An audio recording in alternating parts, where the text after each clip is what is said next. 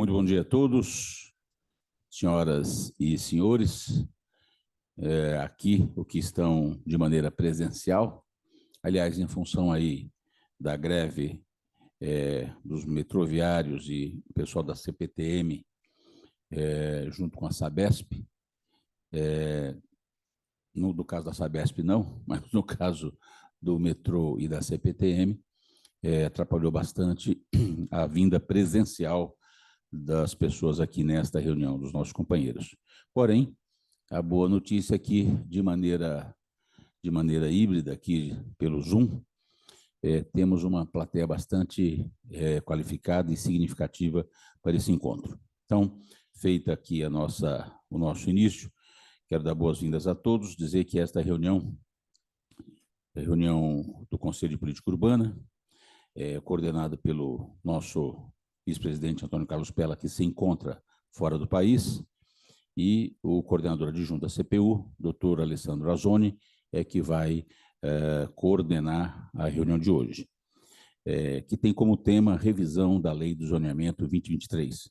Para isso, estamos recebendo, e a quem eu peço uma salva de palmas, a Daniel Montandon e Viviane Rubio. Montandon é da Uninove e a Viviane Rubio, doutora do Mackenzie. Muito bem, minhas senhoras e meus senhores, feito esta rápida apresentação e pedindo desculpas pelo atraso aí de 15 minutos, eu passo a palavra para a abertura oficial dos trabalhos, o nosso coordenador adjunto CPU, doutor Alessandro Azzoni. Primeiramente, bom dia a todos. É um prazer recebê-los aqui na Associação Comercial, num assunto tão discutido nos últimos 3 anos, que é a revisão do marco legal urbanístico da cidade. A ideia desse evento é justamente trazer os diversos pontos, somente da academia, do setor imobiliário, do setor comercial. Aqui é um núcleo de estudos, nós temos um núcleo de estudos urbanísticos, o meu, é dirigido aqui coordenado pelo Caldana. A ideia justamente é trazer os diversos pontos de entrelaçamento dessa modificação, por isso que nós trouxemos a professora Viviane e o professor Daniel para a discussão desse tema. Então, eu fico muito honrado com a presença de vocês e eu passo a palavra para o Arnédio. Muito obrigado, Azzoni. Eu vou mudar um pouquinho o roteiro aqui, pedir o bom dia, as palavras de boas-vindas aqui do professor Walter Caldana. Bom dia a todas e todos. Acho que o Azzoni já introduziu muito adequadamente e depois, como eu vou ser moderador, debatedor, eu me estenderei mais sobre o tema, mas eu gostaria só de, saudando a presença de todos, eu gostaria de dizer o quão importante, né, Azzoni, é essa série de conversas que a CPU tem feito, discutindo a fundo o marco regulatório da cidade e de uma maneira muito diversa. Nós temos aqui aberto o espaço do NEU, do NESA, da CPU, aberto espaço a todos os posicionamentos, aos mais diversos posicionamentos com relação a esse tema, que afeta diretamente o comércio, sobretudo o pequeno comércio de rua capilar, que é, no meu entender, o maior patrimônio da associação nesse século e pouco. E isso é muito importante. Então, hoje, nessa sequência, 2 das mais importantes universidades aqui da cidade estão aqui nos brindando com essa possibilidade de debatermos e conhecermos posicionamentos e aprofundarmos. Acho que isso é extremamente positivo. Quero agradecer muito a professora Viviane, minha colega, e o professor Daniel, meu amigo, para que a gente possa aprofundar esse debate aqui na associação. Muito obrigado, Caldana, pelas suas palavras de boas-vindas. Daniel Montandon, arquiteto urbanista pela Unesp, Bauru, 2001, mestre, doutor, 2009 e 2022, em arquitetura e urbanismo, na área de concentração de planejamento urbano e regional da FAO-USP. Possui 15 anos de experiência em planejamento urbano na administração pública, sendo atual diretor de arquitetura, urbanismo e design da Uninove e consultor em planejamento e legislação urbana na empresa DTM Urbanismo. Muito bem, atuou em projetos de cooperação técnica internacional, como Agência de Cooperação Internacional do Japão, parceria com a CITES Alliance, Programa da ONU Habitacional, e também participou da Agência Alemã de Cooperação Internacional. Tem um currículo extenso, eu estou fazendo aqui uma breve, para que a gente possa ganhar tempo aí com as discussões que serão muito produtivas. Então, apresento aí o Daniel Montandon. A professora doutora Viviane Rubio, arquiteta urbanista pela Faculdade de Belas Artes de São Paulo, 86, doutora e mestre pelo programa de pós-graduação da Faculdade de Arquitetura e Urbanismo Presbiteriana Mackenzie, onde é coordenadora adjunta e professora do curso de graduação. Participa dos grupos de pesquisa, urbanismo contemporâneo, rede, sistemas e processos. Na cidade de São Paulo, é atualmente conselheira tutelar da CMPU e da CPPU, e é conselheira suplente do Conselho de Arquitetura e Urbanismo do Estado de São Paulo, no escritório Sólida Arquitetura.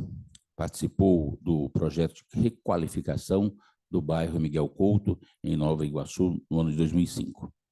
Também com currículo extenso, eu estou aqui dando uma resumidinha para que a gente possa ganhar o nosso tempo. Nesse momento, eu vou passar a palavra para a arquiteta Beatriz, nossa coordenadora da CPU, que fará uma breve introdução ao tema. Então, Beatriz, na sequência, já direto o professor Daniel Montandon.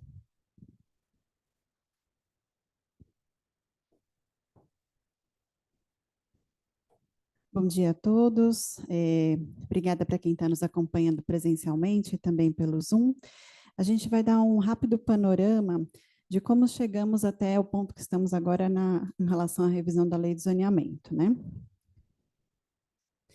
Então, a Lei de Zoneamento, assim, um breve contexto histórico, a gente tem aí uma linha do tempo na tela bastante simplificada, mas só para ter uma ideia do que a gente tinha originalmente, né, antes da década de 70, lá desde os anos 30, 50, 60, a gente teve alguns códigos Saboia, que eram as primeiras diretrizes, os primeiros regramentos da cidade, né? O primeiro plano diretor foi constituído em 71, seguido da Lei de Zoneamento de 72, e assim viemos, partindo para o segundo plano diretor de 88, depois o de 2002, com a Lei de Parcelamento e Uso e Ocupação de 2004, e os que estavam vigentes até então, que era o plano diretor de 2014, bastante discutido, um plano que foi muito inovador, né, no que diz respeito ao planejamento urbano, e a Lei de Parcelamento e Uso e Ocupação do Solo de 2016, que é a que estamos discutindo hoje a revisão. O plano diretor passou por um processo revisional que foi concluído em 2023, né?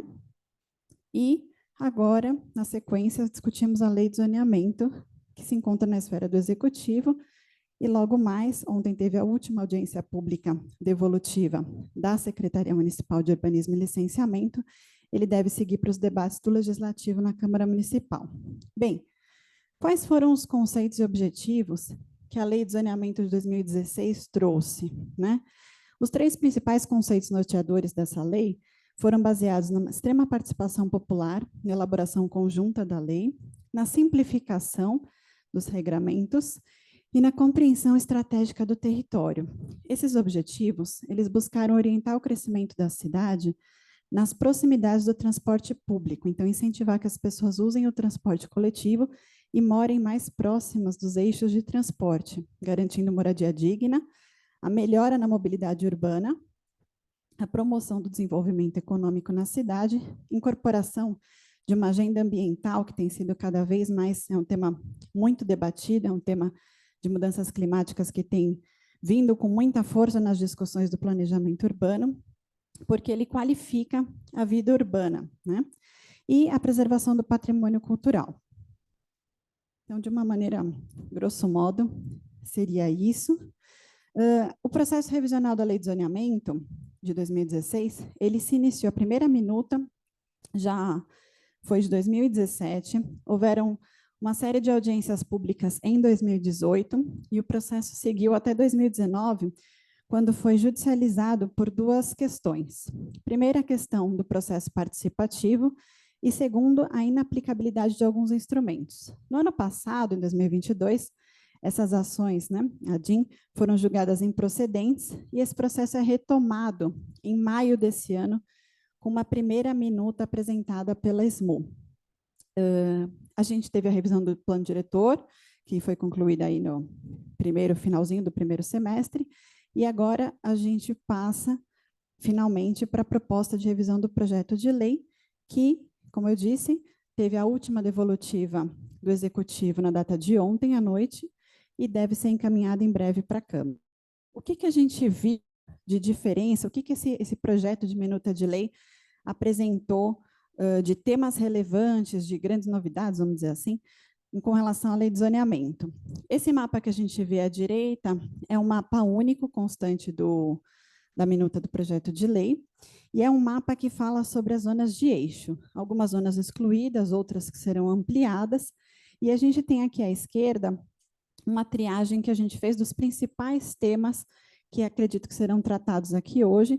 O nosso objetivo é debater esses temas com os diversos setores da sociedade, com os diversos segmentos. Hoje a gente tem aqui a visão da academia com relação aos eixos de estruturação da transformação urbana, as alterações com relação à outorga onerosa do direito de construir, cota ambiental, as mudanças de fachada ativa, dos usos não residenciais, que são caros aqui para nós na associação comercial, as questões das vagas de garagem, das proteções das vilas, as mudanças de zonas, as praças urbanas, que são um conceito novo que foi introduzido nessa última revisão do plano diretor, e as questões também relativas às mudanças do que se entende por pavimento térreo. Então, isso é só uma introdução para que a gente possa abrir aqui os debates e nortear um pouquinho as discussões. E agora dou a palavra ao professor Daniel Montandon. Obrigada.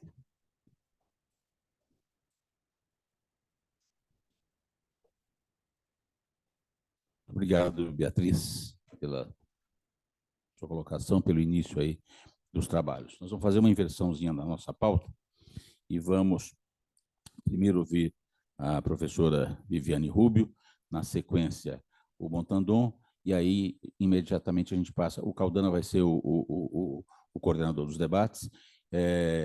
Então vamos lá, professora Viviane Rubio.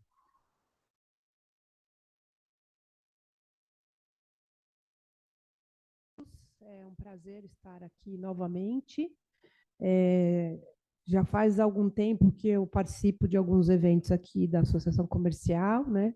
Convidada tanto pelo professor Caldana quanto pela professora Larissa Campanher, que atuava aqui na associação, né? Que é minha colega também lá no Mackenzie, e a gente teve a oportunidade de participar de vários eventos aqui, inclusive da discussão da revisão da Lei de Zoneamento de 2004. O que eu combinei com o professor Daniel é que eu faria um panorama. É só apertar aqui? Tem que ligar aqui? É só apertando? Então, a gente combinou que eu faria uma linha do tempo, né? Roselice, o nome, né? Beatriz, não. Coisas de gente mais velha, esquece. Então, Beatriz, desculpe. Então, a Beatriz já deu um panorama anterior e eu vou falar um pouco sobre de 2014 para cá, né? Então, nasce o plano diretor 2014 com o propósito da ordenação territorial, que era, na verdade, é muito rápido isso aqui, né? Que era que foi trabalhado, e eu vou fazer um reforço para a questão da forma participativa da revisão, né? Que era um preceito que vinha do Estatuto da Cidade, né? A lei de 2001, não é 2011, tá? 10.257 de 2001, tá? Então, a gente tinha a lei de 2014, que é a 16.050. Na sequência, a Lei 16.402, que é a lei, né, de parcelamento, edificação e ocupação do solo, que a gente apelidou há muito tempo de Lei de Zoneamento, né? E 2023, a Lei 17.975, o Plano Diretor Estratégico de 2023. Então, a gente tem um processo que vem, né? Ele vem do Estatuto, que é essa necessidade desse percurso na elaboração da lei e no debate e na aprovação, né? Então, você vê lá no centro, você tem as representações todas, né, que estão incluídas lá no Conselho Municipal de Política Urbana, e a sociedade civil, propriamente dita, os cidadãos, né, que vão discutir nas audiências públicas e outros eventos que a Secretaria hoje, Secretaria Municipal de Urbanismo e Licenciamento, na época SMDU, né, em 2014, e vai fazer essa discussão toda e vai fazer um retorno, né? Ela vem da SMU, vai para a sociedade civil, discute com representação, vai para a sociedade civil propriamente dita, volta para a revisão, depois vai para a Câmara, volta para a revisão e depois aprova. Então, tem um percurso aí longo, né? E uma discussão que a gente fez no Conselho Municipal no ano de 2021 e de 2022 foi justamente esse processo de revisão do Plano Diretor de 2002, né, que já estava atrasada, né, a revisão, porque pelo Estatuto você tem que revisar de 10 em 10 anos, e aí, a entender a atualidade da cidade, é maior ou menor esse prazo, né? E aí você teve todo um processo de revisão que incluiu essa participação massiva, né, da população. Então, a gente teve aí 25 mil participantes, né? Teve um processo, e eu acho que isso é importante, né? A participação popular, ela leva tempo, né? Então, todos esses dados estão lá na plataforma Gestão Urbana, né? Então, eu não vou me deter, mas a revisão do Plano Diretor 2004, ela teve 4 etapas, e aí ela originou uma série de documentos, né? Que são essas cartilhas, estão todas lá no Gestão Urbana, eu ponho a referência no final.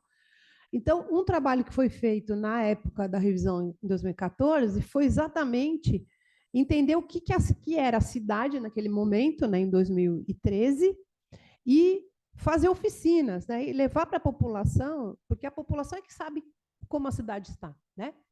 E fez todo um levantamento, sistematizou a proposta, e aí levou para as audiências públicas, né, para generalizar o que estava se prevendo de revisão e com devolutivas, né? Então, foram 8 atividades regionais, temáticas, com 5 devolutivas por segmento. Foi um processo longo, né?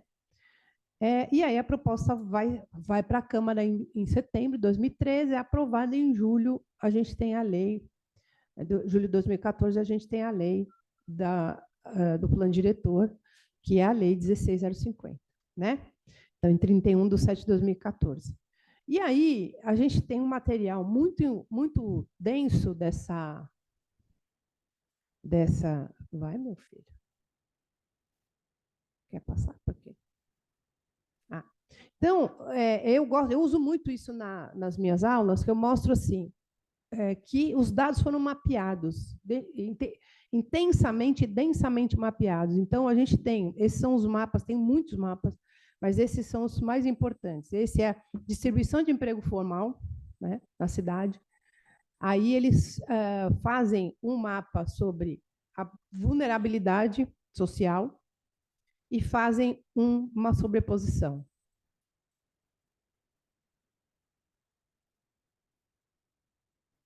Por que ele não está indo? Ele está de mal comigo. Ah, já foi. Ah, só porque eu quis, né?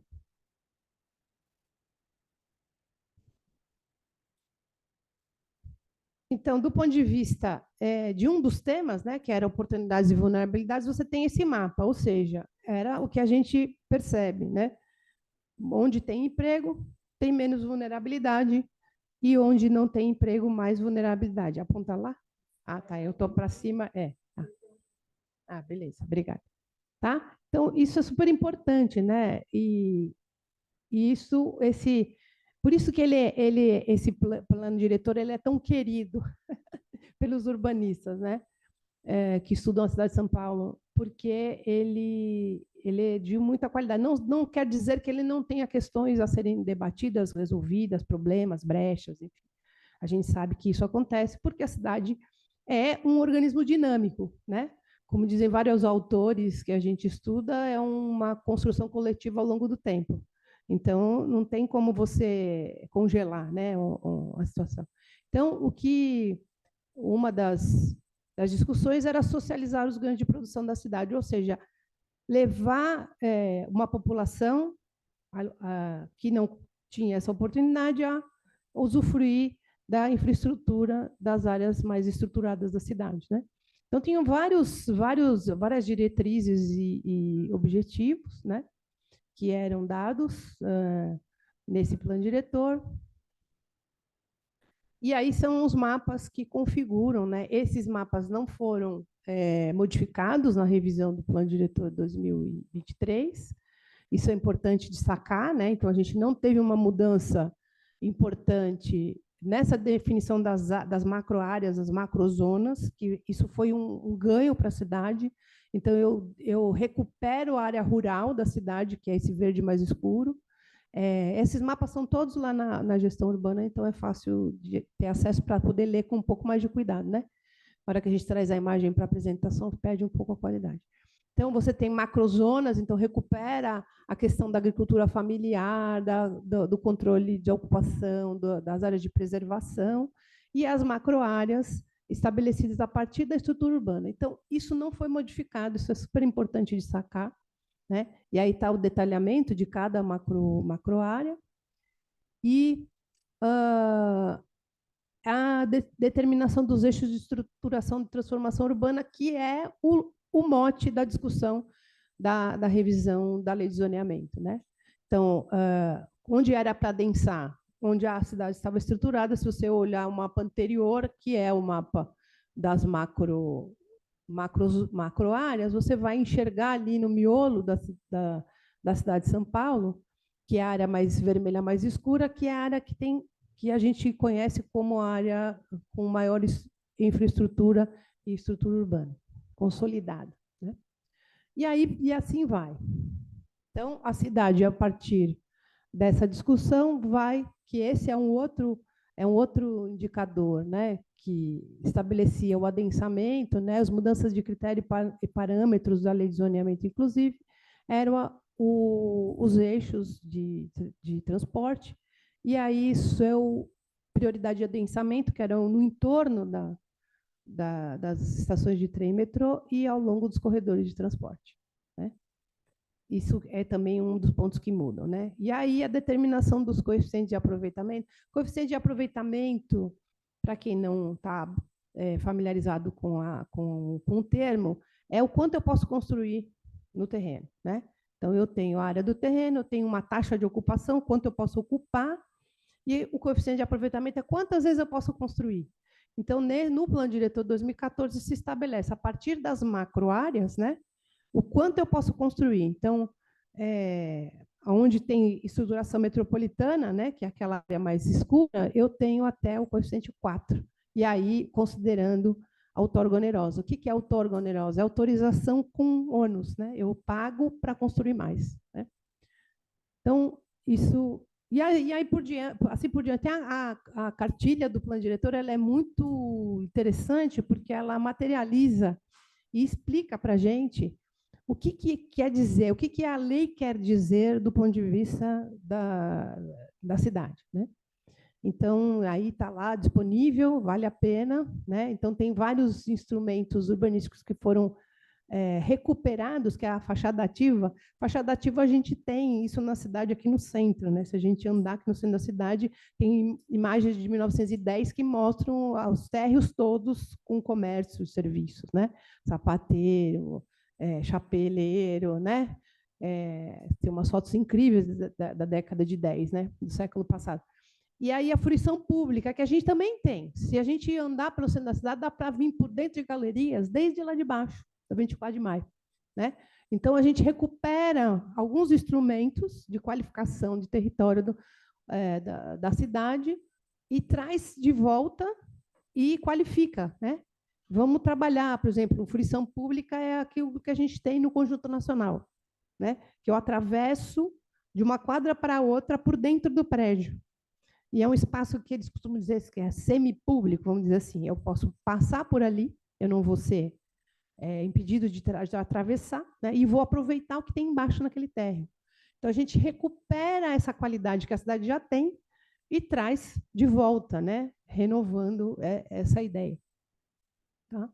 Bom, e aí, a partir da aprovação do plano diretor, a gente segue com a revisão da lei do uso do solo, né, que é a lei de 2002, e passamos para a lei 16.402. Né? Inclusive, aqui na Associação Comercial, né, na Comissão de Política Urbana, a gente discutiu essa revisão em 2015. Né? Eu tive aqui fazendo parte desse grupo que olhou, leu a lei, comentou e contribuiu para a revisão. Né?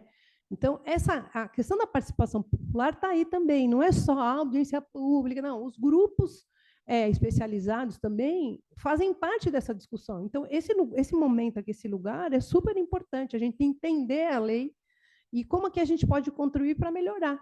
Né? Toda lei pode ser melhorada. Né? Então, a lei de uso do solo está aí, ó, parcelamento, densidade construtiva, volumetria, relação entre espaços públicos e privados, circulação viária, né, insolação, aeração. Isso é importante destacar.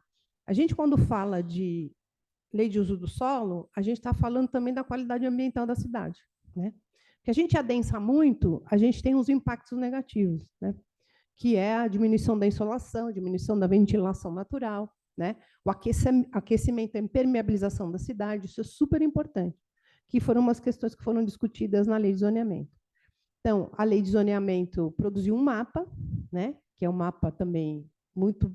Os mapas, né, o material gráfico dessa revisão, eles são de altíssima qualidade. Né? E aí a gente tem todo aí o desenho, né, do que era a cidade e do que poderia ser, né, porque o zoneamento, a lei de zoneamento também consolida aquilo que a cidade já nos mostra. Né? Para ver esses mapas é melhor pegar... E aí... É muito legal porque aí materializa, né? Pega a lei de zoneamento e põe no desenho da cidade. Então, está ali, ó, zona de corredor, a zona exclusivamente residencial. Então, aí eu consigo entender em 3D o que significa essa ocupação da cidade. Então, eu tenho a lei a zona de exclusivamente residencial, eu tenho uma densidade construtiva, densidade habitacional menor. Maior áreas verdes, então tem uma qualidade ambiental maior. E assim por diante, eu vou começar a olhar como é que essa cidade é a partir desse zoneamento. Essa é a outra, né? A gente tem aí o zona eixo de estruturação e transformação urbana, que é a área que se pretende um maior adensamento, né? E aí o adensamento não só habitacional, né? Densidade demográfica, mas a densidade construtiva. Teoricamente, se pretende liberar espaços do térreo, né? Com essa lei de zoneamento e essa lei, esse novo plano diretor de 2014. A intenção era, né? Bom, aí são as várias zonas que tem na cidade, né? Que tinha na lei de 2016. E aí as EIs, né? Que é essa outra inclusão importante, que são mais novas, duas novas categorias, as EIs 4 e as EIs 5. Zona especial de interesse social, onde eu posso aplicar parâmetros diferenciados para qualificar e diminuir a vulnerabilidade social e a precariedade urbana. Tá? Então, é onde a gente aplica os coeficientes da habitação de interesse social. Né? E aí toda a cota de solidariedade, né, que a gente discute, e que a gente tinha um desenho dela e a cidade propôs uma outra coisa, que também não tem problema nenhum, né, que é eu pegar a quantidade de área que é obrigada, que um empreendimento maior de 20 mil metros quadrados, para fazer uma parte em HIS, a ideia era que se fizesse no mesmo edifício, no mesmo condomínio.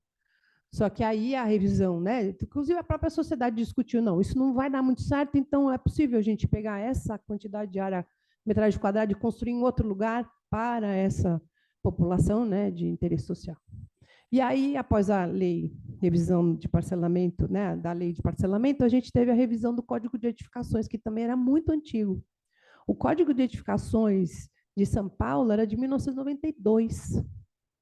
Ele era mais antigo que o plano diretor e que a lei de zoneamento. Então, em 2017, a gente tem um novo Código de Edificações, que é aquele que a gente tem que usar para saber como pode ter varanda, não pode ter varanda, como que põe a janela, que tamanho tem a janela, que tamanho tem o peitoril, quantos metros eu tenho que ter da escada, enfim, todas as questões de qualidade da edificação. E aí, em 2017, começou uma discussão sobre a revisão da lei de zoneamento. Nossa, como assim fazer uma revisão da lei de zoneamento que acabou de sair? Né? Ela nem tinha nem um ano, nem 2, na verdade. E aí a Câmara Municipal começa a discutir, a própria prefeitura, né? Na época era o João Dória, vamos discutir a lei de zoneamento, tem que mexer, tarará. Só que aí a população falou, não, espera aí, né? As entidades organizadas, né, movimentos por moradia, inclusive, vão discutir, espera um pouquinho, mas vai revisar uma lei que acabou de sair, vamos ver o que vai acontecer. Né? Como vai ser a aplicação dela? Eu não tenho nem aplicação. Né? E aí se entendia que era um retrocesso, e aí a lei não foi levada adiante. Né? Então, hoje a gente tem esse é um panorama que tem no Jardim Celeste, na Zona Sul de São Paulo, não está muito longe daqui, não. Então, o que a gente precisava olhar era exatamente isso. Bom, e aí, na lei de 2014, havia a anotação de que o plano diretor era vigente até 2029, mas que em 2021 deveria acontecer uma revisão intermediária. Aí, o que a gente teve no meio do caminho, entre 2014 e 2021? A pandemia. E aí, toda a discussão que deveria começar em 2020, né, 2019, 2020, para em 2000, a gente levou quase 2 anos para aprovar, né, a revisão do plano diretor. A gente ficou parado, né, não fizemos mais nada.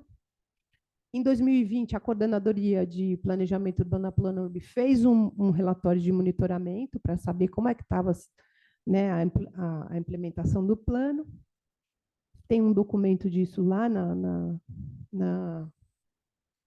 plataforma, e aí a gente, em 21, começou a fazer um movimento para revisão.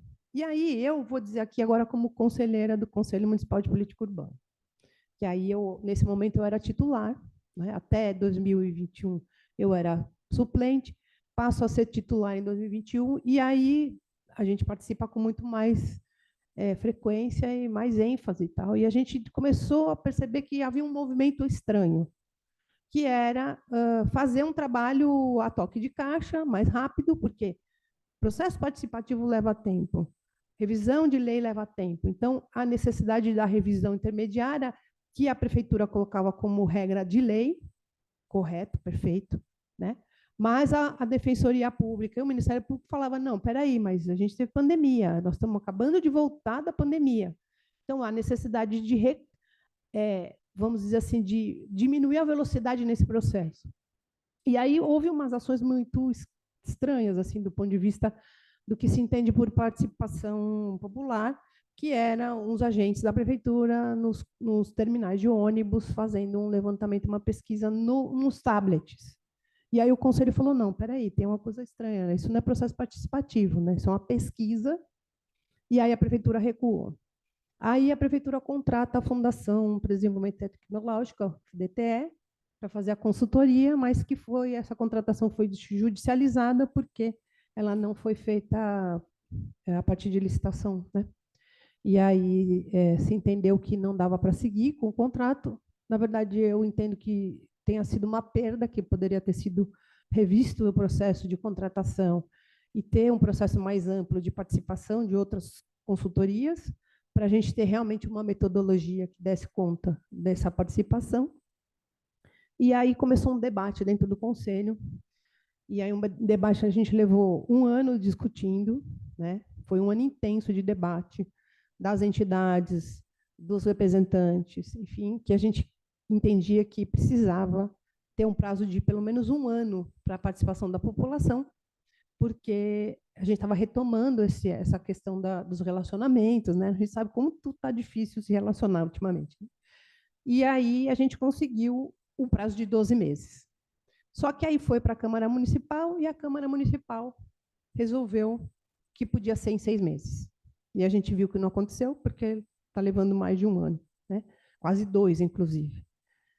Bom, de qualquer forma, houve um trabalho da Prefeitura, né, da Secretaria Municipal de Urbanismo e Licenciamento, para fazer esse processo participativo para elaborar a minuta prévia do projeto de lei. Então, a Prefeitura recua um pouco, mas não faz exatamente o que as entidades gostariam, que era um processo longo, como a gente estava acostumado, né?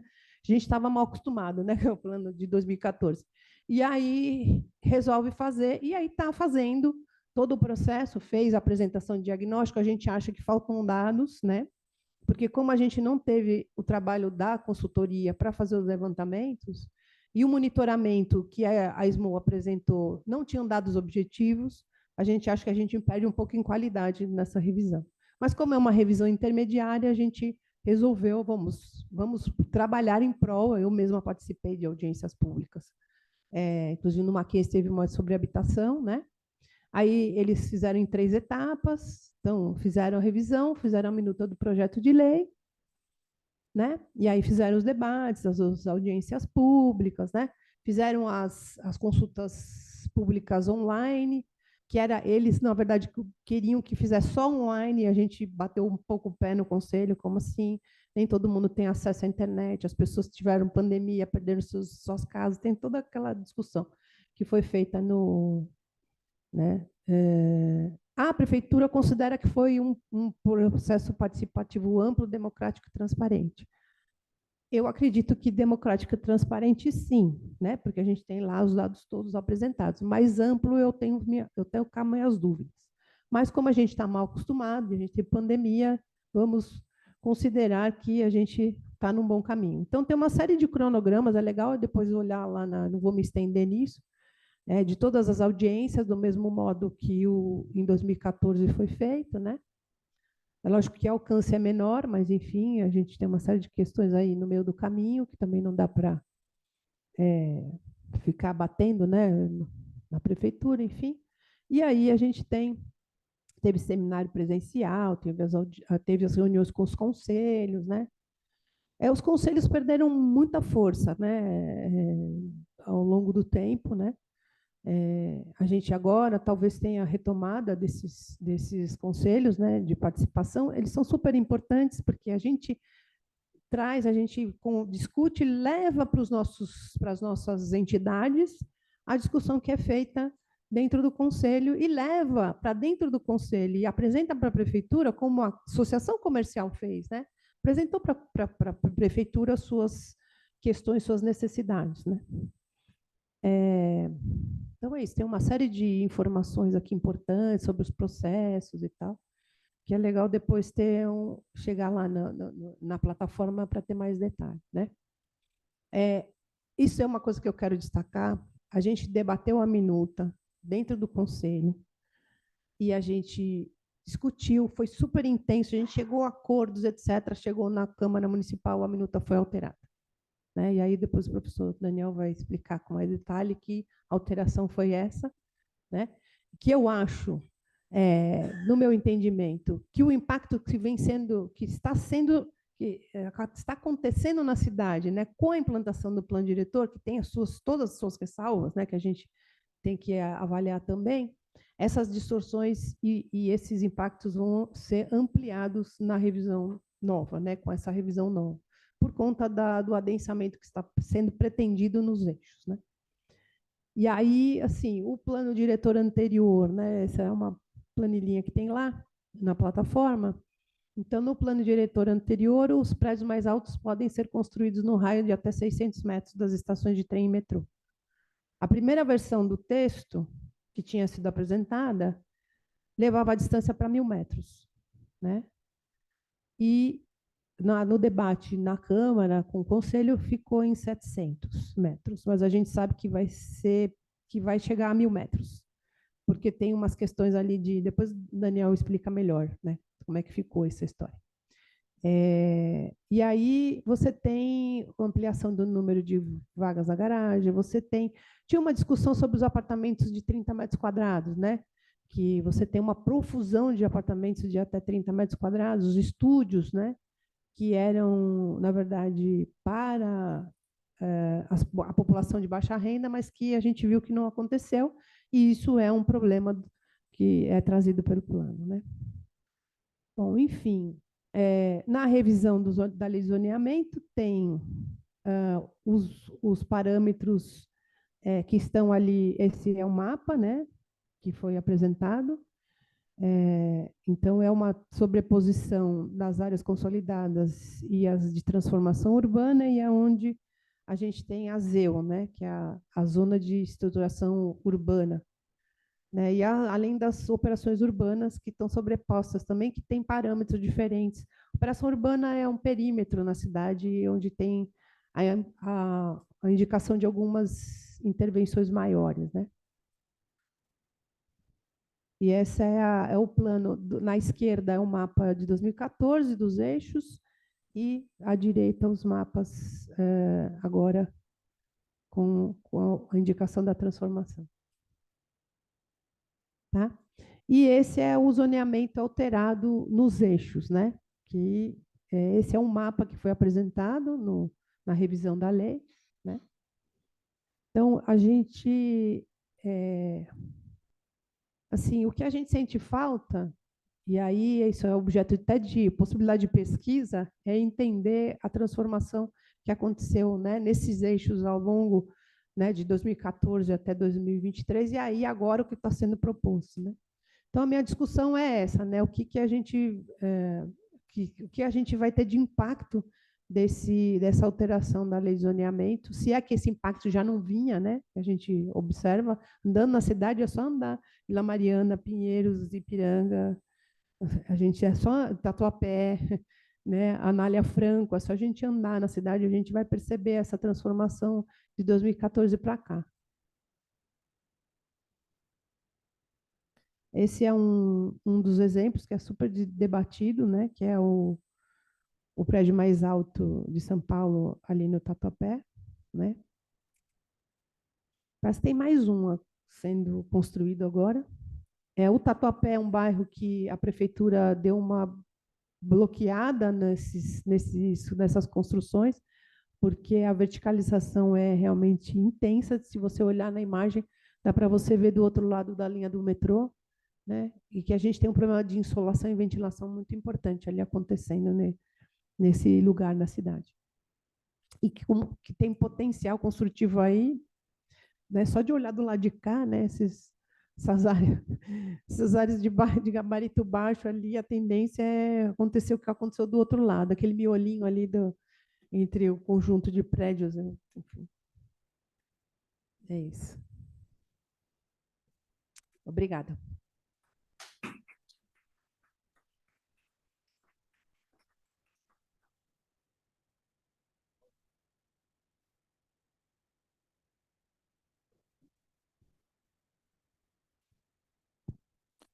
Bom dia a todos e todas.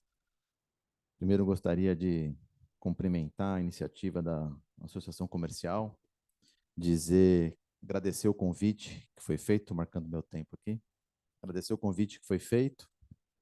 Tenho certeza que a Zone, Caldana, a Beatriz estão aí, com certeza, por trás da organização, então queria saudá-los, cumprimentar a atuação da Associação Comercial em todo o processo. Me lembro em 2015, no momento da revisão do zoneamento, foi muito importante as contribuições da Associação Comercial, presente nos debates, presente nas agendas públicas e também trazendo contribuições relevantes. Então, eu diria que toda a lógica hoje de ter o CNAE, né, no processo de licenciamento, foi muito fruto dessas discussões e interações que nós tivemos com a Associação Comercial. Então, eu queria aqui saudar a iniciativa, saudar o trabalho de vocês e que vocês têm acompanhado, a gente tem visto, têm sido parceiros aí nos fóruns, nas audiências todas, né? Eu vou pedir para abrir minha apresentação, por favor. Enquanto isso, só comentar, eu organizei minha fala em 3 momentos. Primeiro, eu vou fazer uma rápida consideração sobre a lei vigente. Depois eu vou fazer um comentário aí mais longo sobre as propostas que estão sendo alteradas, estão vindas aí na minuta elaborada pela SMU. Vou tentar atender o pedido da Beatriz daqueles pontos todos, tá? Se algum ponto não ficar muito claro, aí depois eu acho que tanto vocês, Caldana, eu acho que até o público que está presente poderia trazer contribuições. E eu também queria aproveitar e saudar o público presente, que eu vi que tem muita gente aí que está envolvida com o assunto. A gente tem aí também muitos alunos nossos lá da Uninove que estão acompanhando. Na Uninove a gente está muito debruçado sobre o processo. Enfim, então, pode avançar, por favor, ou eu avanço aqui. Vou pedir emprestado o passador. Então, sobre as considerações, obrigado, da lei municipal, eu acho que a Viviane já fez, Beatriz também. Eu só queria colocar algumas coisas de característica da lei, né? A primeira é lembrar que a gente teve, acho que, 2 momentos em São Paulo, que foi 72 e 2013, que foi quando a gente reviu o marco regulatório da política urbana. Foram nesses momentos que a gente reviu plano diretor, zoneamento, código de obras e, no caso de 2014, alguém tirou a apresentação aí da tela, não sei se está para colocar de novo, também os planos regionais das subprefeituras também passaram por revisão em 2014. Vou continuando, que eu tenho aqui de cabeça. Outros pontos que eu acho importante da lei, a lei ela tem uma aderência muito forte ao plano diretor. Enquanto lá em 72 a gente viu um zoneamento talvez um pouco desconectado do plano diretor, a gente tem hoje um zoneamento que ele não revoga nenhum dispositivo do plano diretor, né? Caráter sistêmico da lei. O que é isso? A gente tem um regramento geral. Eu vejo que muitas pessoas falam assim, puxa vida, vocês estão colocando regra, a lei coloca regra igual para territórios heterogêneos, mas ela coloca a seguinte lógica, onde tiver que ter uma regra diferenciada, que seja definida por projeto de intervenção urbana, que seja definida por um mecanismo de tombamento, que seja definido numa zona de ocupação especial, que seja definido num plano de manejo, no caso de unidade de conservação, né? Então, acho que essa é uma característica importante da lei. Outra coisa, desculpa, eu voltar aqui. Outra coisa que é importante como desdobramento do item anterior, tem um dispositivo na lei de zoneamento que empodera os projetos de intervenção urbana, né? Então, todo o regramento que esses projetos trouxerem, eles prevalecem, se sobrepõem sobre o regramento do zoneamento. Simplificação da legislação. O que é a simplificação da legislação? Aí é um texto enxuto, né? Parâmetros objetivos em quadros, né? Um mapa vinculado ao cadastro. Na lei de 2004, a gente ainda veio com um mapa com base no Geolog, né? Agora a gente tem um mapa cadastral associado ao SQL. Hoje você consegue extrair um relatório do GeoSampa com o dado do zoneamento. Não é surpresa conhecer o zoneamento no lote, e isso já foi em algum momento em São Paulo, era difícil saber o zoneamento que incidia no lote, né?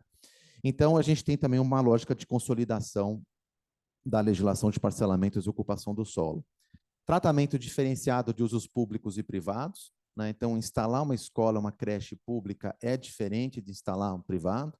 Isso foi trazido porque existia uma discussão importante de facilitar a instalação desses equipamentos na cidade. Modulação da classificação dos usos por porte. Então, por exemplo, hoje na lei, um restaurante pequeno, ele é NR1, um médio NR2 e um grande NR3. Isso não existia na lei anterior, né? Então, essa modulação foi importante porque a gente conseguiu trazer mais usos, por exemplo, em Zecor, sendo pequenos, do que negar esse uso simplesmente. Então, essa modulação foi muito importante, né? Fortalecer a agenda ambiental, introdução da cota ambiental, né? Cota ambiental visa trazer qualidade ambiental junto com o adensamento. Esse que era o grande desafio, né? Como é que a gente adensa a cidade, que é importante, mas traz qualidade ambiental? Então, a cota ambiental foi introduzida muito nesse sentido, e a gente teve um aprimoramento da lei de parcelamento do solo, era uma lei de 83, ela foi trazida para o zoneamento, foi introduzido o conceito de lote máximo e o parcelamento compulsório, né? Enfim, então, essas considerações eu queria fazer, porque é importante a gente ver o que foi construído aqui naquele momento, né? Esse quadrinho está mostrando um pouco a consolidação da legislação. Eu lembro que eu fiz uma conta, a Lei 13.885 é uma lei de 3 partes, a parte 2 tem 31 livros, só o número de artigos, tinha mais de 2.000 artigos a Lei 13.885, né? E a gente tem hoje uma lei que ela tem 180 artigos, e então ela tem um texto enxuto. Agora, a matéria é complexa? Né? As pessoas que trabalham com licenciamento, que digam, né? Tem muitas pessoas que estão aqui que trabalham com isso. Por quê? Porque você traz uma regra sobre um parque edificado heterogêneo que foi construído em diferentes legislações, né? Outro aspecto importante é esse tratamento estratégico do território. Então, assim, quando vocês veem lá um dispositivo assim, por exemplo, condicionantes que se aplicam em ZEU, ZEU-A, ZEUP, ZEU-PA, ZCA e ZC, é por conta que esse agrupamento é do território de transformação. Então, o critério para você colocar, né, condicionantes em função da zona surge desse critério, tá? Então, eu queria colocar isso porque aí a gente vem, então, propostas feitas pela SMO, né? Então, é um pouco, a Viviane comentou, quer dizer, esse processo de revisão começa lá em 2017, um ano depois da lei aprovada, e um pouco o seguinte, o que eu queria trazer aqui, vou repetir várias vezes hoje, é o seguinte: o método que se adota no processo de revisão, ele interfere muito no produto alcançado, né? Por que isso? Porque se você não faz um bom diagnóstico e se você não define critérios, você, para arbitrar as várias demandas que virão da sociedade, você vai perder o controle do processo, né? Então, um bom diagnóstico é fundamental. Isso não foi feito lá atrás. Então, a gente teve um processo que se iniciou em 2017, né? E eu acho importante que a gente teve 2 propostas ali feitas antes da judicialização. Teve uma proposta que eu acho que ela avançou bem, que teve grandes avanços, que eu acho que foi coordenada pelo Chucre, né? Ele deixou o texto assim muito aprimorado, teve um processo de judicialização, interrompeu, depois tivemos pandemia, e de lá para cá a gente não teve um diagnóstico atualizado do processo, né? Então, eu vejo aí isso com preocupação. Então, esse gráfico que vocês estão vendo, ele mostra um pouco o seguinte, né? É um estudo feito pelo Instituto 0100 que analisa o potencial de adensamento e de consumo de terreno em função das alterações trazidas pelo plano diretor dos critérios de aumento dos eixos, né? Então, vocês estão vendo aqui, nas duas colunas da esquerda, são aquele potencial de crescimento da cidade, né, de adensamento da cidade, considerando os investimentos previstos até 2029, no plano diretor 2014. Se esses investimentos em transporte fossem feitos, você teria ativação de determinados eixos que resultariam nessa quantidade.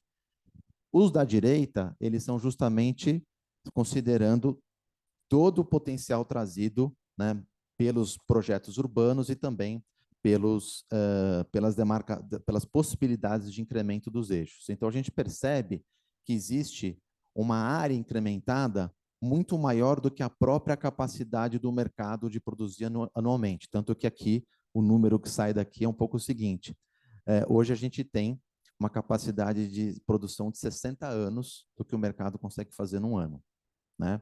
Claro que num plano com vigência de no máximo 10 anos, tá? Então, esse é um aspecto importante, né? Acho que esses estudos, talvez eles... por isso que a gente fala a importância de ter os estudos, né, ao longo do processo, para eles irem balizando as decisões, né, e mostrando o que está em jogo. Então, falando das mudanças trazidas aí pela proposta, eu acho que a gente tem 3 grupos de proposições. O primeiro grupo de proposição, ele vem de mudanças trazidas em função dos critérios de demarcação dos eixos do plano diretor. O segundo grupo é um grupo de mudanças trazidas em função da ADIM. Então, por exemplo, a ADIM, ela ela proibiu, por exemplo, ali no dispositivo do artigo 107, ela proibiu que, na verdade, haja alteração de parâmetros pela CTLU no caso dos empreendimentos enquadrados como infra, né? Aquele dispositivo, ele não foi, por exemplo, atualizado agora na proposição. No entanto, teve dispositivo da ADIM que incidiu sobre os tais perímetros de incentivo para os hospitais, né, os equipamentos de saúde, esqueci o nome, pesquisa em saúde, né, o incentivo para esse tipo de uso, que ele foi, então, reescrito agora, porque na ADIM ele tinha sido impedido por um dispositivo muito específico. Tem outros, por exemplo, como áreas contaminadas, então a gente tem um bloco de proposições que eu acho que é muito pertinente, tá? E a gente tem um terceiro bloco, que são aprimoramentos propostos pela SMU, que eu diria que eu concordo com 90% do que está aí. Só que tem uns 10% que são problemáticos, né? Então, eu diria que muita coisa do que está aí, quem trabalha com licenciamento, eu acho que apoia e tal, mas eu tenho ali uns 10% que geram um problema, que seria legal a gente dialogar um pouco, tá? Então, eu vou começar aqui, vou usar umas imagens, falar um pouco das mudanças em função dos critérios de alteração dos eixos. Então, todo mundo sempre traz, né? Puxa vida, o critério dos 700 metros e tal, mas o que a SMU fez? A SMU consolidou um mapa. Então, vamos olhar esse mapa, né, e dar uma olhada no que foi proposto. Eu selecionei, né, então, esse mapa aqui ele está indicando quadras que foram ampliadas, como ZEU, quadras que ZEU existente que foi ativada, ZEUP, ZEUP excluída e ZEU excluída. Vamos fazer um exercício, né? Aqui tem os critérios de exclusão de ZEU, ZEU-A, ZEU-P e ZEU-PA. Esses critérios, eu acho que eles são critérios que vieram ali na revisão do plano diretor e que eu acho que a SMU avançou em outros, né? Então, a gente tem critérios ambientais, critérios histórico e culturais e critérios urbanísticos. Então, tem lá, por exemplo, preservação de nascente, cabeceira de drenagem, área de risco geológico, remanescente da Mata Atlântica, né? Área com elevada declividade. A gente tem, com isso, alguns critérios subjetivos ainda existentes na lei, né, na proposta, desculpa. Então, por exemplo, área com elevada declividade, a CTLU já enfrentou a matéria, enfim, mas ainda persiste um pouco essa subjetividade. Os critérios históricos, né, e os critérios urbanísticos. Bom, sempre é bom pegar um exemplo, né? Então, eu peguei como exemplo, pessoal, a exclusão de uma ZEU-A lá na Avenida Atlântica. Então, vocês estão vendo à esquerda de vocês a represa Guarapiranga. A gente tem ali eu estou sem a ponteira laser, aqui também não dá para o pessoal que está assistindo, então eu vou tentar descrever no modo voz aqui. Então, a gente tem ali a represa, vocês estão vendo aí do lado esquerdo, o mapa da direita, né? No mapa da direita, a gente tem um eixo ali esquerdo para baixo, que está numa cor meio marrom, que é justamente a indicação de um eixo excluído, né? Então, o mapa da direita, ali a gente tem um eixo excluído, que é justamente as quadras ao longo da Avenida Atlântica, de um lado. De outro lado, a gente tem um zoneamento mais ambiental e também ZECOR protegendo a zero, né? Bom, o que acontece, então, fica a pergunta, né? Está aqui a foto aérea, do lado direito, um perímetro mostrando o que será objeto de exclusão, e fica a pergunta, qual será o novo zoneamento a partir da exclusão dessa ZEU-A? Então, por que ela é ZEU-A e não é ZEU? Porque ela é uma ZEU na macrozona de proteção ambiental. Então, o CA máximo dela é 2 e não 4, né? Então, a lei, pessoal, trouxe um depara.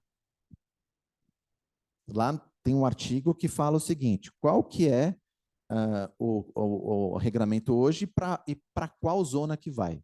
Então, a gente tem o seguinte, ZEU, ZEU-A, ZEUP, ZEU-PA, que são o ZEPAM, ou ZEP, né? elas serão ZEPAM ou ZEP se tiver demarcado lá no quadro 7.15 a previsão de parque, né? Então, a gente tem que fazer esse exercício. Se tiver vila, né, ou se tiver imóveis com frente para a rua sem saída com largura menor ou igual a 10 metros, vai ser ZPR. Né? Se tiver no território contíguo, lá no território de interesse da cultura e paisagem Bexiga, vai ser ZM. Né? E para lotes que possuam frente para a rua sem saída superior a 10 metros, vai ser ZM, bem como aqueles com frente para a rua com largura menor ou igual a 8 metros. Eu confesso que essa redação ficou confusa, porque parece que todos eles estão dentro disso, né? Essa redação está meio contraditória, mas, enfim, coisas para serem ajustadas.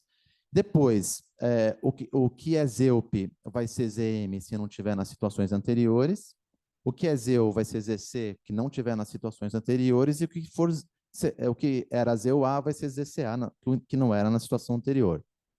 Então, olha a tarefa que deve ser feita pela Câmara. Primeiro, examinar a largura das vias de todo o trecho objeto de alteração. Examinar a existência de vilas e seu enquadramento no conceito. Examinar a existência dos parques, não havendo vila, não havendo rua sem saída, etc., e não havendo o parque, o zoneamento vai ser ZCA. Né? E aí eu pergunto, como que vai ser feito esse trabalho na Câmara? Né? Trecho por trecho. Né?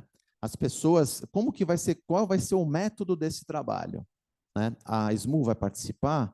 Como que vai ser essa demarcação? Porque, de fato, você tem aí um processo que ele é bastante técnico. Né? A gente tem que fazer esse exercício de estudar esses elementos para conseguir fazer a demarcação. Né? Então, isso pegando um exemplo, a gente vai ter outras situações, né? Claro que as situações em que você demarcou uma ZEU, isso já está definido, mas tem várias situações de exclusão que eu acho que, de certa forma, tem um trabalho a ser feito aí. E eu achei curioso, eu confesso que eu não tenho passado atualmente, eu vi que é um corredor de ônibus na Atlântica, então eu até achei curioso por que ela foi excluída. Né? E aí entra o seguinte, talvez fosse importante a gente ter alguma atividade, algum evento, algum encontro, se tivesse eventos presenciais na subprefeitura, que explicasse por que aconteceu aquela mudança. Né? É importante, porque eu acho que essa explicação, ela inibe qualquer tipo de conflito. Né? Por que foi feita essa alteração? Né? E aí, então, explicar, tem corredor, por que foi tirada essa demarcação de zoneamento? Né? Então, esse é um primeiro ponto que eu queria destacar aqui, sobre as questões afetas à mudança de mapa, ou seja, não é simples descobrir o zoneamento que vai incidir nessas áreas e me parece que existe uma certa incompletude do mapa. Bom, propostas, segundo bloco aqui, as propostas de alteração que foram trazidas pela SMU, aí entrando no regramento, em coisas mais críticas, enfim. Olha, eu fazendo uma leitura do texto da lei, eu achei curioso que quase todos os títulos e capítulos têm alguma alteração. Né? Então, a gente tem ali aspectos relativos à transferência do direito de construir, tem alteração dos fatores, tem alteração da forma de tratamento da certidão, né? Tem ajuste na incidência dos usos incentivados, então tem regramento sobre complexo de saúde, sobre hotel, estabelecimentos de educação, estabelecimento de saúde. Então, a gente tem regramentos que incidem sobre isso, né? Eu vou destacar alguns deles. Ajustes na incidência de parâmetros qualificadores da ocupação, principalmente fachada ativa, fruição pública e praça urbana. Né? Sobre praça urbana, eu até queria destacar, né, 2 pontos que me chamaram a atenção. O primeiro é o seguinte, o incentivo que existe hoje de fruição pública na lei, ele é um incentivo de desconto da contrapartida financeira da outorga. Ele não é um desconto de concessão de área incentivada não computável. O incentivo que foi trazido pelo plano diretor para a praça urbana é de incremento de área não computável. Então, me parece que não existe conflito entre essas duas coisas, né? Eu, particularmente, não vejo esse conflito. Então, tem uma questão que a lei de zoneamento, que a proposta de revisão está trazendo, que é dispor sobre situações em que que você não pode combinar o incentivo de praça urbana com fruição pública, que me parece que não faz muito sentido, porque eles têm naturezas e benefícios diferentes, né? E também a SMUL trouxe, no caso da praça urbana, ela trouxe aí uma sanção a ser aplicada. Talvez até pertinente, né, as sanções, porque, de fato, você precisa, acho que, estipular isso por causa das alterações que são pretendidas, né? Ajustes na aplicação da cota ambiental, vou comentar na sequência. Ajuste na incidência da outorga onerosa, vou comentar na sequência.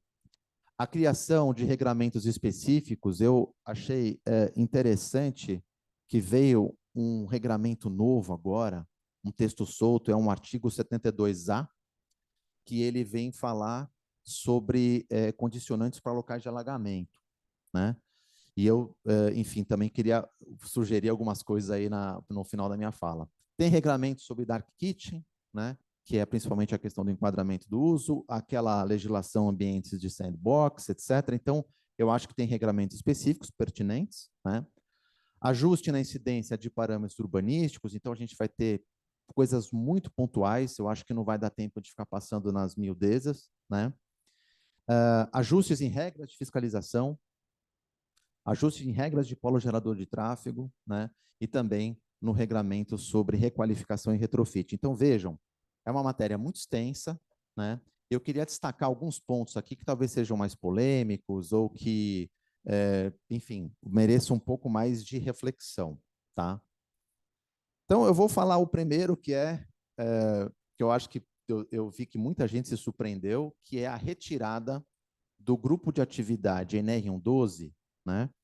Que é um grupo de atividade que ele é de serviço de hospedagem ou moradia, como um uso não residencial incentivado para fins de aplicação do incentivo de uso misto, né?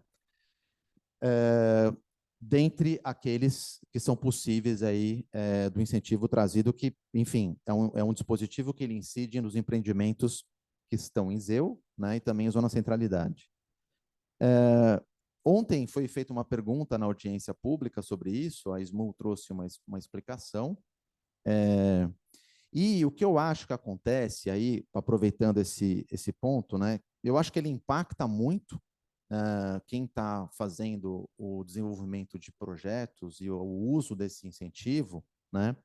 Só que tem uma coisa que está em jogo que me parece que a gente tem que refletir, que é o seguinte: a prática que vem sendo adotada nos empreendimentos talvez tenha resultado em, ao fim e ao cabo, em usos residenciais.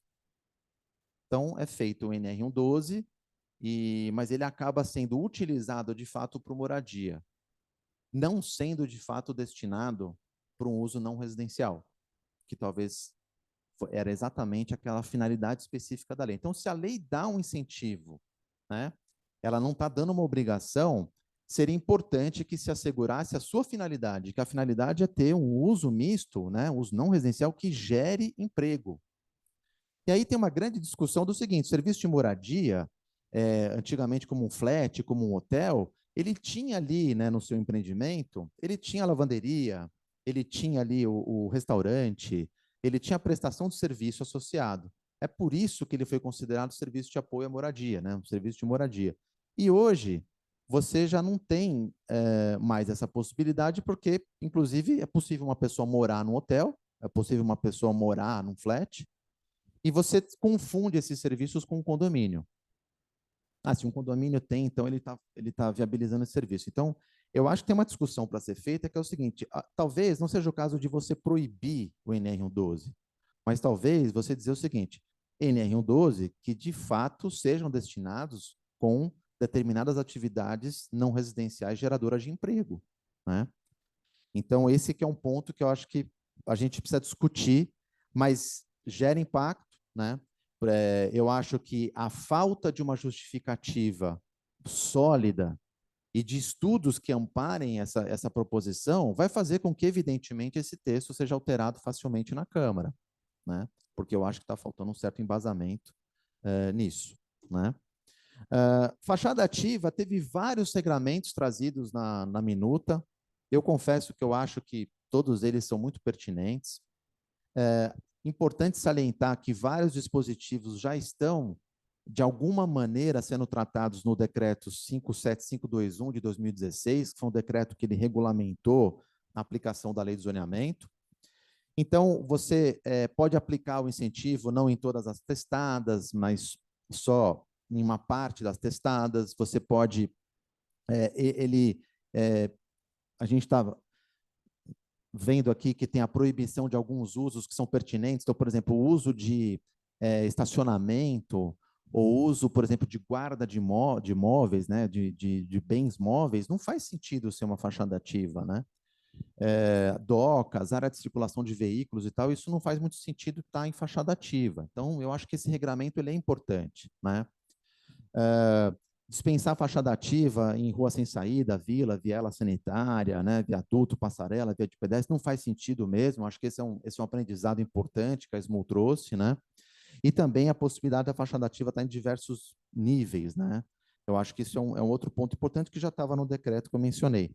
Talvez falte né, que nós enfrentamos ali na CTLU, que é o seguinte: tem situações que você não consegue atender a fachada ativa na localidade estipulada na lei. Por exemplo, APP, que impede você construir num determinado lote. Então, nessas situações, você prevê que ela pode estar deslocada para dentro do lote, a fachada ativa, e outras, como a existência de algum melhoramento viário ou até alguma determinação aí de tombamento, tá? Então, enfim, passando muito rápido, eu trouxe essa foto porque eu me preocupa muito, né? Se a gente tem uma massa crítica hoje na sociedade, na fiscalização, nos projetistas e em quem está aprovando, da correta aplicação da fachada ativa. Isso que está na foto está acontecendo muito na cidade. Fazer o jardim em frente à edificação é fachada ativa? Né? Essa é uma solução que tem ocorrido muito.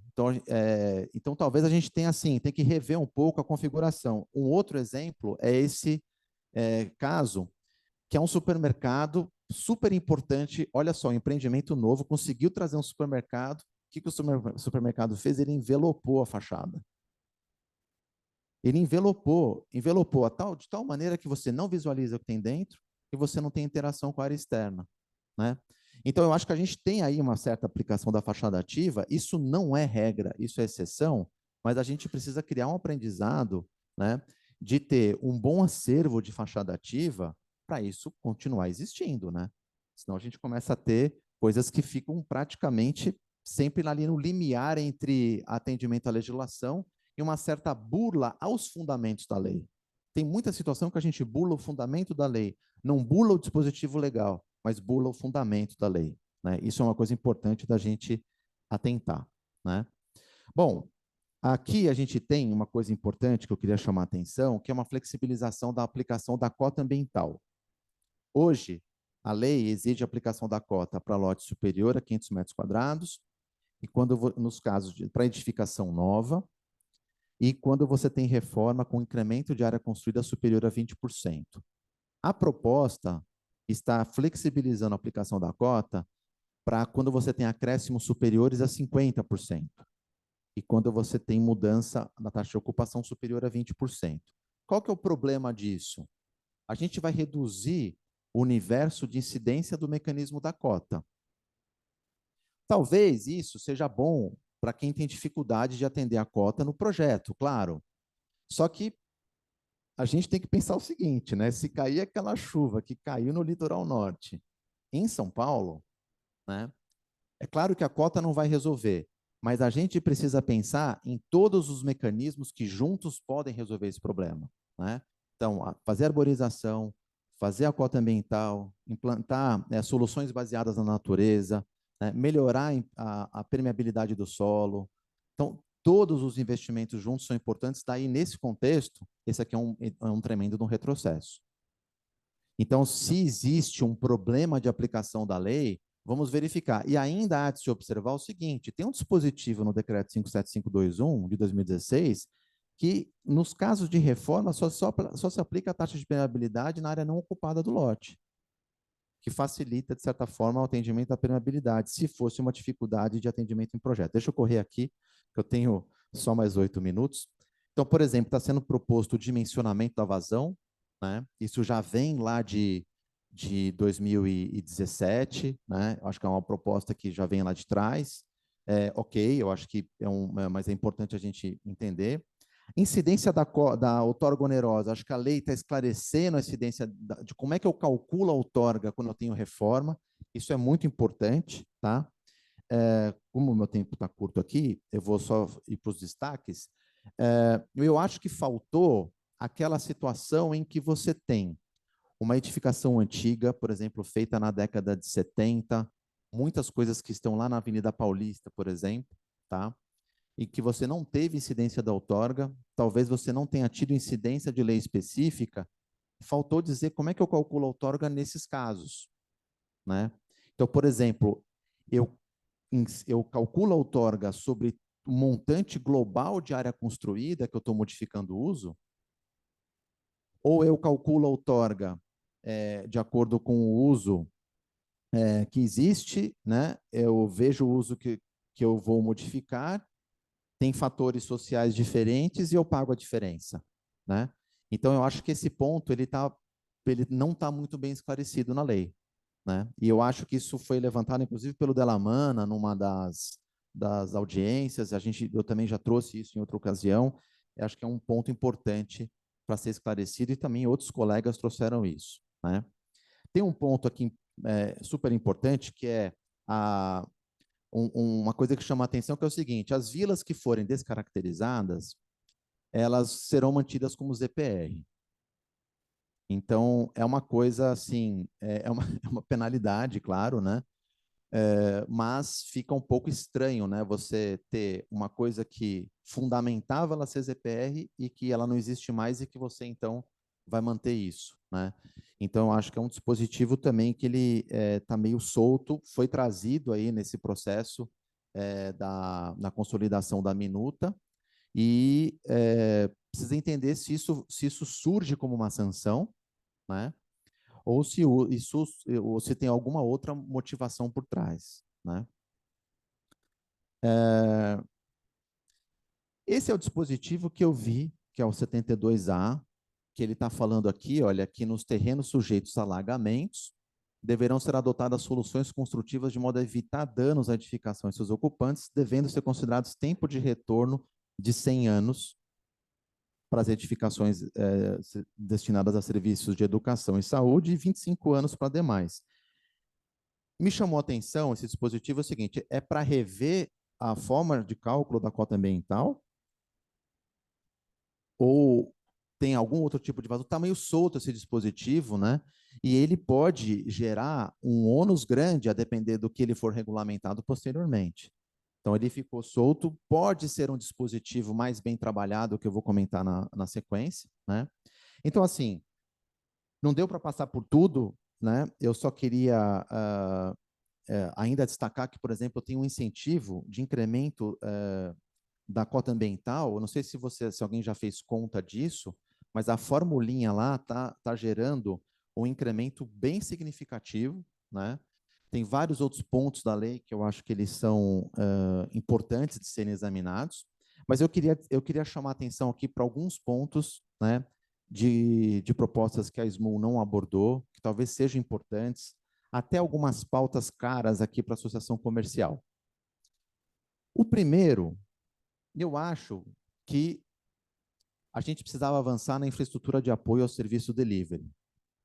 Uma coisa que aconteceu na pandemia, a gente vê em condomínios de apartamento, em usos não residenciais, a gente vê os entregadores estacionando moto na calçada, estacionando na rua. Então é o seguinte: aqui alguma sugestão, eu acho que a gente tem que pensar que edificação nova ou que tem um incremento de área construída de 50%, precisa prever vagas, uma proporção de vagas para esses entregadores, né, vagas de moto, e o espaço ser coberto, né, é importante, dentro do possível, claro, mas eu acho que numa edificação nova seria razoavelmente possível isso acontecer, né? A métrica para isso vai depender do uso, né? Eu acho que precisa ser feito estudo para isso, inclusive coloco a Uninove aqui à disposição sempre para a gente contribuir a fazer esses estudos em parceria com a prefeitura, em parceria com outras universidades, em parceria com outras entidades, tá? Esse é um ponto que eu queria trazer. Outro ponto, pessoal, eu acho que a gente tem, não sei se vocês conhecem essa área que está no mapa, essa é uma área em Moema, que ela teve um problema geotécnico grave. Uma obra, ela começou a fazer justamente no subsolo, gerou um problema grave, caíram 9 casas, em função disso que gerou aquele regramento que está no decreto. Então, a gente tem áreas em São Paulo como essas que, para você fazer hoje um empreendimento, você precisa adotar soluções específicas de engenharia, técnicas específicas, tem que ter um monitoramento do período da obra, inclusive ter um seguro feito, né? E eu acho que a gente devia ter isso, né, para a cidade inteira, pensar que tem lugares da cidade que a gente tem que prever condições específicas para os empreendimentos se instalarem, né? Por conta de questões de processos hidrológicos com grande potencial de destruição e locais que têm problemas geotécnicos, né? Então, então seria um pouco que ampliar para a cidade inteira esse regramento, utilizando como base a Carta Geotécnica de Aptidão à Urbanização. Eu sempre falei isso ao longo da revisão, assim, a gente não faz carta geotécnica toda hora, porque você não tem mudanças geotécnicas acontecendo, né? Mas o que tem que ser mudado é a legenda. Você tem que, então, identificar a restrição geotécnica e transpor para o licenciamento algumas condicionantes para o processo de aprovação, né? Senão a gente vai começar a ter uma ocupação grande da várzea, por exemplo, do Tietê, sem ter soluções compatíveis com um território de alagamento. Então, talvez o reservatório de retenção tem que ser dimensionado de forma diferente, o subsolo talvez tenha que ter restrição e também ter soluções de engenharia específicas, né? Esse é um outro ponto que eu queria trazer. Esse terceiro é um ponto caríssimo aqui para a associação comercial, que seria, eu acho que hoje talvez a gente tenha uma massa crítica pós-lei de liberdade econômica, pós-experimentação de vários municípios de processos autodeclaratórios, da gente, então, talvez experimentar o processo autodeclaratório para a licença de funcionamento de baixo risco. Em outras palavras, seria você dispensar o rito de obtenção de uma licença, tá? Só que, para isso, a gente tem que ter alguns mecanismos de controle. Então, por exemplo, o pequeno empreendedor que vai lá, por exemplo, ele vai instalar eu vou falar para você um pet shop. Vamos supor que o pet shop seja de baixo risco. Nem me lembro se é, mas vamos supor que seja de baixo risco. Ele vai lá, obtém a sua licença no bombeiro, obtém a sua licença na vigilância, na esfera, abre a empresa na JUSESP, etc. e tal, e ele não precisa obter uma licença de funcionamento. Só que seria importante manter o conceito de baixo risco que está hoje colocado, e talvez trazer esse conceito de baixo risco para a lei, né? Outra coisa, é importante que a gente crie um cadastro para informar o responsável técnico e também informar o responsável pelo negócio, né? Então, assim, é importante, assim, quem que está responsável por essa licença de funcionamento? Tem um banco de dados sobre isso, porque se der algum problema, se pegar fogo, se dá... A gente tem uma pessoa que se responsabilizou pela solução de acessibilidade, pela solução estrutural, por exemplo, se precisava ter algum mecanismo de descarga elétrica que foi implementado, né? Enfim, e assim por diante. Então, eu acho que a oportunidade para isso é a revisão do zoneamento, porque isso estar em lei é onde você traz um respaldo, né? E eu acho que é um ponto que talvez poderia avançar. Eu já dei meus 40 minutos, eu vou acelerar aqui para finalizar a minha fala. Outro ponto que eu acho importante, a gente percebe que tem muitos empreendimentos pós-pandemia que estão com suas garagens totalmente ociosas, porque não tem a mesma intensidade de utilização, eu diria muitos edifícios de escritório, né? E eu acho que talvez seja o caso da gente prever uma possibilidade de destinação diferente desses espaços. Por exemplo, prevendo uma parte deles, 20%, por exemplo. Eu sempre penso que o 20%, toda vez que eu estudo 20%, ele acaba sendo a proporção de um pavimento num empreendimento grande. Um pavimento, inclusive o pavimento térreo. Né? Se você fizer várias contas, você vai ver que esses 20%, ele sempre é assim, um pouco você mexer num pavimento, né? Então, talvez, você mexer num, pode até ser 50%, mas, sei lá, começa a discussão com 20% e você condicionar que faça lá a infraestrutura de apoio ao delivery, que você faça, por exemplo, com um banheiro também para os entregadores e tal, e que você tenha o bicicletário, que você tenha também o vestiário para o usuário de bicicleta, né? Eu acho que talvez fica aí a ideia também de algum ponto que poderia ser aprimorado, né? E aí, enfim, eu vou dar uma acelerada aqui. Eu queria só comentar e deixar, desculpa, esse ponto da outorga eu já comentei. Eu queria só deixar, então, aqui para finalizar, a reflexão de que parece que, de fato, a gente teve um processo ali em que a SMU estava mexendo no regramento geral da lei. Desde 2017, mesmo com todos os problemas, tem uma coisa ali que não existia alteração no mapa.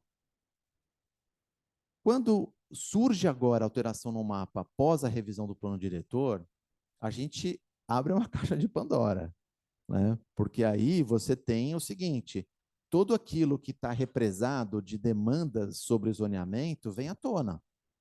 Tanto que isso aconteceu ontem na audiência pública. Muitas demandas de problemas de aplicação do zoneamento que requerem mudança de mapa, né? Então, eu acho que o processo que está acontecendo pelo Executivo não deu conta, né? O ideal seria fechar um mapa geral, com regramento completo, né? Com adequado diagnóstico, definir as premissas e os critérios para que ele vá para a Câmara mais redondo, né? Acomodando mais os pleitos e as demandas por mudança, né? Então, era isso que eu queria trazer aqui. É difícil passar por tudo, mas eu queria trazer algumas reflexões importantes e me colocar à disposição aqui para o debate. Muito obrigado.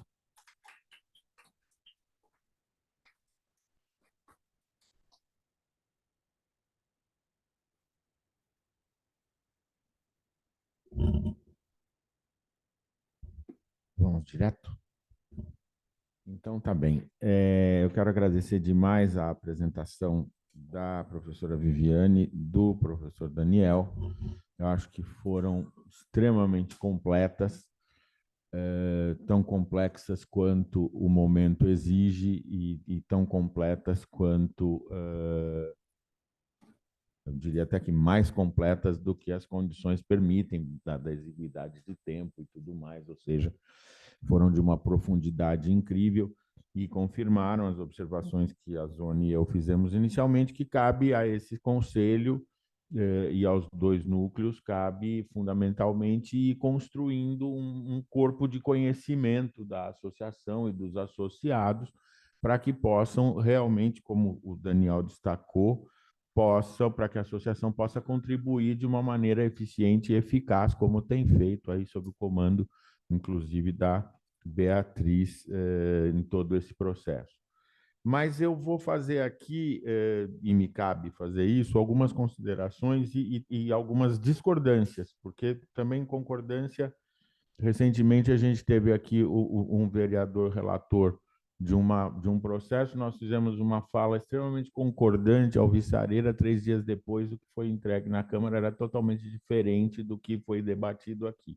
Então, às vezes, a discordância é bastante mais produtiva.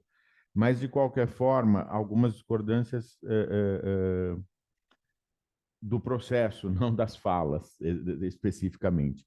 E eu queria começar dizendo isso. O processo de revisão do marco regulatório, no meu modo de ver, ele veio sendo arrastado de uma maneira absolutamente equivocada como um todo. E dentro de um processo equivocado como um todo, é muito difícil encontrar os acertos. Por quê? Porque os acertos eles vão ser pontuais e fragmentados. E por que ele foi, no meu modo de ver, equivocado como um todo? Primeiro, começou 3 dias depois da posse do prefeito João Dória, onde ele falou, vou rever o plano diretor. E, na verdade, ele estava falando que ia rever o zoneamento. Ele fez uma confusão na fala. E, a partir daí, deflagrou todo um processo complicado, ruidoso, de diálogo difícil, judicializado, etc, etc, etc. Então, ali nós já tivemos um grande problema. E isso, de fato, foi 3, 4 dias depois da posse. Mas aquilo já marcava que havia um segmento específico que, por algum motivo, não estava ainda satisfeito com os instrumentos colocados pela lei de zoneamento.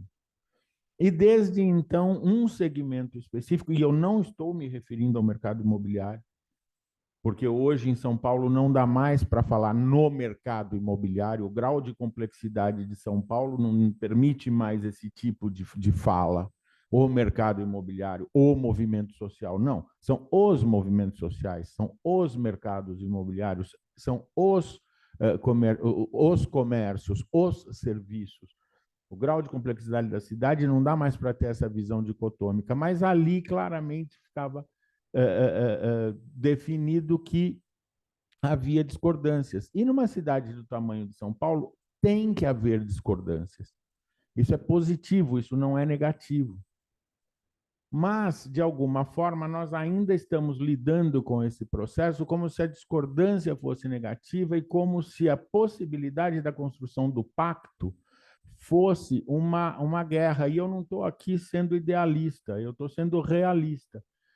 O plano diretor, ele é um grande pacto entre a sociedade. E um grande pacto, todos ganham e perdem. A lei de zoneamento, ela é a operacionalização do pacto. E a minha primeira discordância vem, talvez, no sentido, Vivi, Daniel, de que nós temos um plano diretor que evoluiu. Indiscutivelmente ele evoluiu, de 71 para 88, de 88 para 2002, de 2002 para 2014, e houve uma evolução. A lei de zoneamento, não. A lei de zoneamento continua sendo a mesma de 1972, que é uma lei intralote. Ela não consegue enxergar a cidade. Tudo que ela fala de cidade é artificial, soa artificial, é excepcional e é sempre no lote. E, sendo intralote fundamentalmente baseada em coeficiente de aproveitamento e taxa de ocupação, ela é uma lei que se tornou uma lei essencialmente mercantilista e parcial. Ou seja, os grandes processos urbanísticos que nós temos embutidos no plano diretor, eles não estão efetivamente contemplados pelo instrumento da lei de zoneamento, a começar para o fato de que ela chama lei de parcelamento, uso e ocupação do solo. O parcelamento fica sempre ou escondido, ou esquecido, ou em segundo plano. Nós tivemos uma evolução, como disse o Daniel, de que temos agora o lote, 20 mil metros, etc., etc., mas só, na verdade, quando a gente está falando de parcelamento, a gente está falando de construção do território da cidade. A gente está falando do mercado de terra urbana, que precisa ter muito maior liberdade do que essa situação que nós temos, que ou você está no lotezinho ou você está comprando a quadra inteira, demolindo para fazer um prédião. Mas é o mesmo prédião da década de 80 e 90, só que grandão.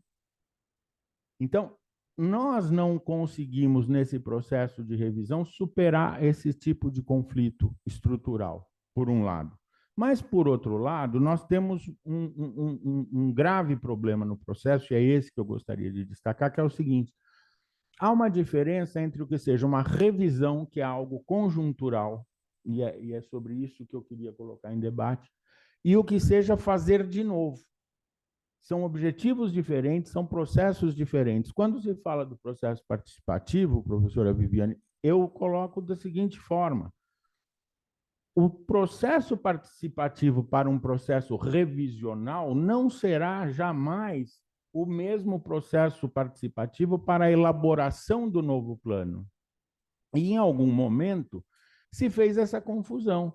E, na verdade, o que se acabou fomentando foi transformar uma revisão parcial, que seria uma revisão pontual, portanto, e, no meu entender, era uma revisão fundamentalmente do que estava mal redigido e, portanto, dificilmente aplicável, para uma revisão que passou a ser estrutural. Ela deixou de ser conjuntural e passou a ser estrutural. E praticamente se fez uma revisão à guisa de se estar fazendo um plano diretor novo e agora uma lei de zoneamento nova, que, de novo, não é nova.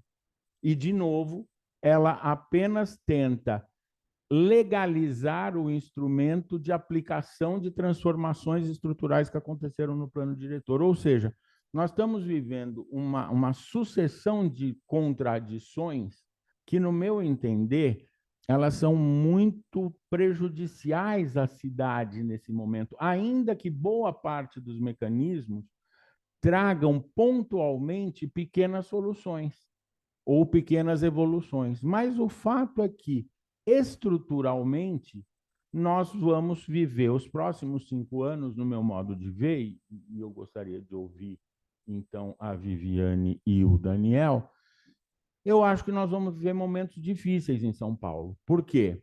Porque as transformações que aconteceram nos bairros consolidados não permitem ninguém dizer duas coisas. Não permitem dizer que o plano diretor não funcionou, porque funcionou, e não permitem dizer que o mercado imobiliário ou que o mercado da cidade nos bairros consolidados tenha sido represado, tenha sido impedido de atuar, porque atuou.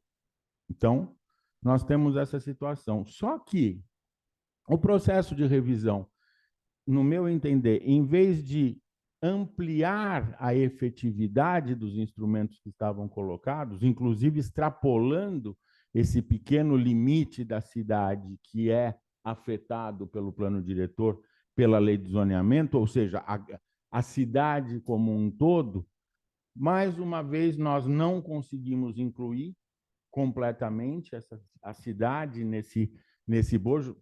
Temos aqui subprefeitos, prefeitos regionais, sabem bem a dificuldade nas zonas não centrais de levar o marco regulatório, de efetivar para a cidade real